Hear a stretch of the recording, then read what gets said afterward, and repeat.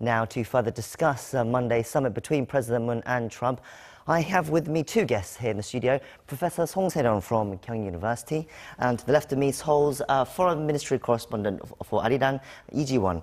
Thank you both for coming on the show today at this early hour. Good to be here. Thanks for having us. Now, to get a better understanding of today's meeting between President Moon and Donald Trump, I think we need to look back to last week's events, the inter-Korean summit between President Moon Jae-in and Kim Jong-un. Now, Ji-won, can you briefly explain to us, our viewers, about that summit and what was reached between the two Koreas on the denuclearization front? Sure, Jang-ho. During the three-day trip by President Moon Jae-in to the north, the two Koreas agreed on the Pyongyang Joint Declaration, and in it was an important part of denuclearization, which says that the two Koreas shared the view that the Korean Peninsula must be turned into a land of peace, free from nuclear weapons and nuclear threats. And to achieve so, the North agreed to permanently dismantle the Dongchangli missile engine test site and a launch pad under the observation of experts from relevant countries. And the North also expressed its willingness to continue to take additional measures, such as the permanent dismantlement of the nuclear facilities in Yongbyon, should the U.S. take corresponding measures in accordance with the spirit of the June 12 North Korea-U.S. joint statement.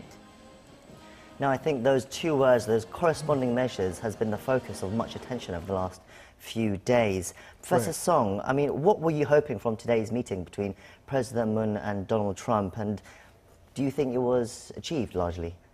I think so, meaning that this process is continuing without a hitch so far anyway.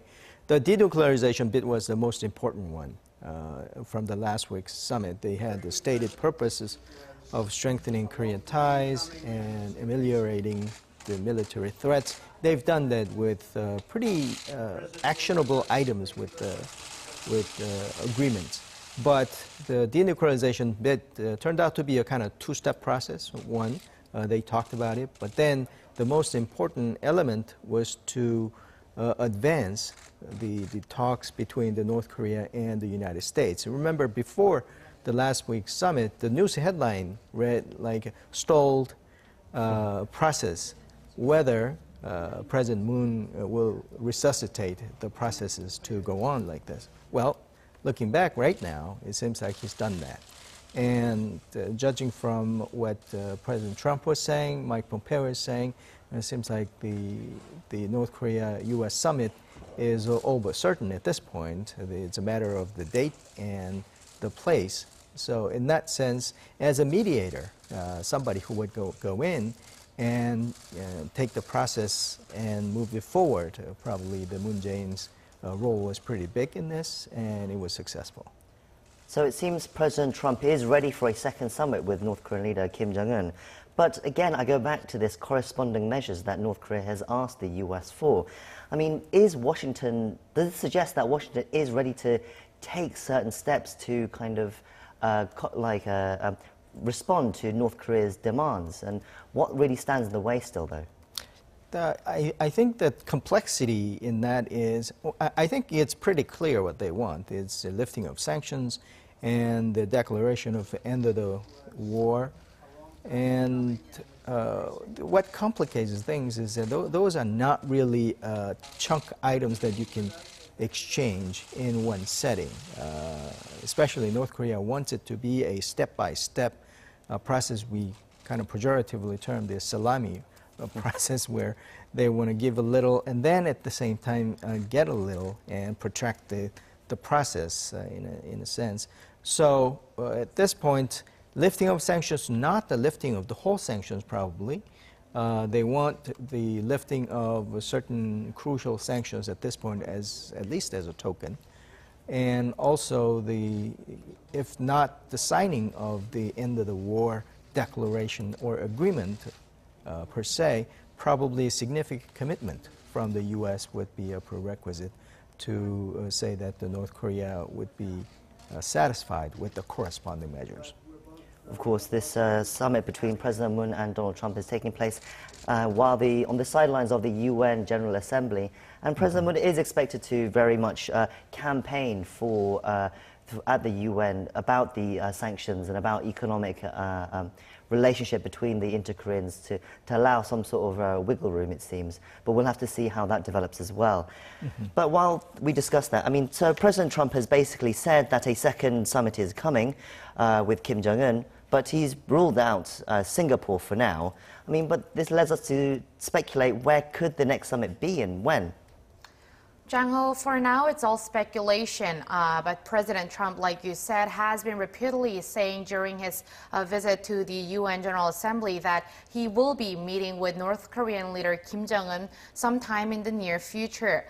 In fact, he said that his second meeting with North Korean leader Kim will unfold much like their first meeting, except for the location. So like you said, he has ruled out Singapore.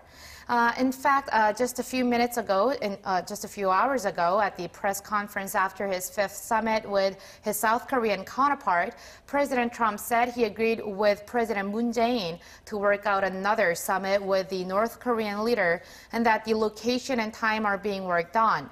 But he also added that they are in no rush, no hurry in making a deal with the North, so we're going to have to wait and see what happens. So President Trump has said no rush and there's no hurry to make a deal with the North, but at the same time he does seem to be rushing. Right. It does seem to be quite a stark change of contrast from the kind of rhetoric he was saying a couple of weeks ago. Do you think perhaps this summit could happen before the end of the year? I think so. The skilled negotiator has to say that they are in no rush, that we're ready to walk out. And he has shown that tendency a couple of times. I think one of the driving forces would be for President Trump in a domestic setting, midterm election that's coming up in November. And because of his myriads of complications he has, there's not much to tout before the November election to make a huge impact on that election result. I think the Kavanaugh, the Supreme Court Justice nomination, confirmation is hitting some snag at this point. Although the economy is good, I think he would very much hope that this peacemaker moniker that he would get by having a successful meeting with the Chairman Kim would be a highlight. If that's the case, probably at least claiming of the victory, at least the meeting should take place before November. Probably a time and place where it could highlight the result and also the optics of it. So when we think about the meeting and think about the time place, I can imagine that his announcement at least would come in near the prime time where the broadcast effect would be utmost. Of course, these midterms elections in November for Donald Trump is going to be crucial in his legacy for the presidency. So we'll have to see how that results come out and how the North Korea situation will be affecting that as well. Right. Now, let's move on to the free trade agreement that was signed between South Korea and the US today as well. So it was a revised free trade agreement. It's been around for 6 years, and this comes as quite a turn of events, especially from the beginning of Trump's presidency, when he promised that there could be a scrapping of the FTA altogether with South Korea. Ji-won, can you tell us a little bit more about today's FTA signing and what Trump said as well, what he said about it? Sure, Jang-ho. With today's signing, the 6-year-old deal between the two allies has been updated at the request of Washington. The principle of the deal was agreed back in March, but it was only signed by the two leaders today. And it agrees to expand the export of American products to South Korea, including agricultural crops and medicines. The agreement also secures more American cars in South Korea from the 25,000 annually to 50,000 with U.S. safety standards, so it's expected to be much easier for American automakers to simply export their automobiles to South Korea. And the two sides also agreed to make edits to the investor-state dispute settlement to improve the transparency of anti-dumping and countervailing duty proceedings. And this is expected to have helped South Korea in its deal with the U.S. Professor Song, taking a look at what was been signed here, who is this deal good for, really? I mean, Trump obviously will declare it a win for the US. President Moon will also say it's a win as well. He mentioned that it was a stabilizing kind of deal after so much uncertainty over the last year. Who's the winners and who's the losers here? Well, at this point, it's a win for both, I think, in a sense that I think the best scenario would have been that once a pre-agreement is signed, it does not change. You don't revoke it. But since that has happened because of the political climate in the U.S., it was an inevitable process that we had to go through certain revisions. And for Korea, I think it was important to give certain concessions in the form of revising the FDA to give, I guess, a certain concession in a way to get something else. And that something else, of course, is a peace process that we're advancing. So it's quid pro quo in a different chips that are exchanged. For the U.S., by having a revised Korea-U.S. FDA, they have a pretty good precedent that this can be revised, and probably they're gunning for a NAFTA revision afterwards. So in that sense, it gives a pretty cover for the U.S.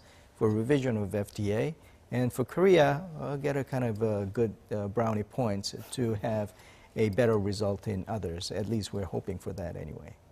Well, I think that's where we'll wrap it up. Professor Se-ryun from Kyung University and our Foreign Ministry correspondent, Lee Ji-won, thank you both for your time and sharing your insights with us today. Thank you.